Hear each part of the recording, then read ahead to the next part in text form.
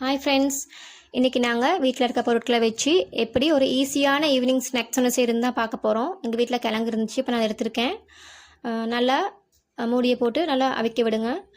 ஒரு 15-20 நிமிஷத்துக்கு அப்புறம் பாருங்கள் நல்லா. ஹாய் ஃப்ரெண்ட்ஸ், இன்றைக்கி நாங்கள் வீட்டில் இருக்க பொருட்களை வச்சு எப்படி ஒரு ஈஸியான ஈவினிங் ஸ்நாக்ஸ் ஒன்று செய்யறது தான் பார்க்க போகிறோம். எங்கள் வீட்டில் கிழங்கு இருந்துச்சு, இப்போ நான் எடுத்திருக்கேன். நல்லா மூடியை போட்டு நல்லா அவிக்க விடுங்க. ஒரு 15-20 நிமிஷத்துக்கு அப்புறம் பாருங்கள் நல்லா அவிஞ்சிருக்கும். அப்புறம் நல்லா தோலை நீக்கிட்டு ஸ்மேஷராலேயோ கையாலேயோ சரி நல்லா மசிச்சு வச்சுக்கோங்க. வீட்டில் செமன் இருந்துச்சு நான் எடுத்துருக்கிறேன். நீங்கள் தேவை இருந்தால் எடுங்க, ஸ்கிப் பண்ணிக்கோங்க. உப்புத்தூள், மசாலாத்தூள், மஞ்சள் தூள், மிளகாய்த்தூள், மிளகுத்தூள், இடித்த மிளகாய்த்தூள் எல்லாம் கொஞ்சம் கொஞ்சம் எடுத்து வச்சுருக்கிறேன். இப்போ நல்லா கிழங்க மசிக்கணும். மசிச்ச கிழங்குல செமனை போட்டிருக்கேன். அதோட கொஞ்சம் கார்ன்ஃப்ளவரும் சேர்த்துருக்குறேன். அப்புறம் உப்புத்தூள், இடித்த மிளகாய்த்தூள்,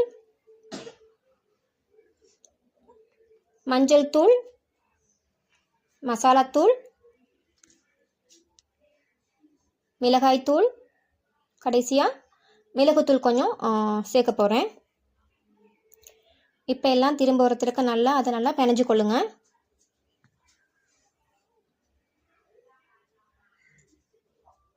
அப்புறம் பிஸ்கட் பவுடர் வச்சுருக்கேன்.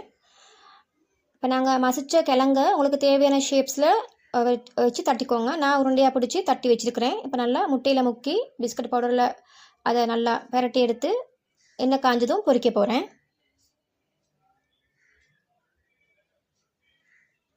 நல்லா பொரிஞ்சிட்டு இப்போ எடுத்தால் ஓகே.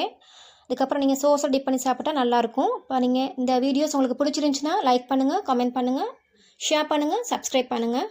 தேங்க்யூ.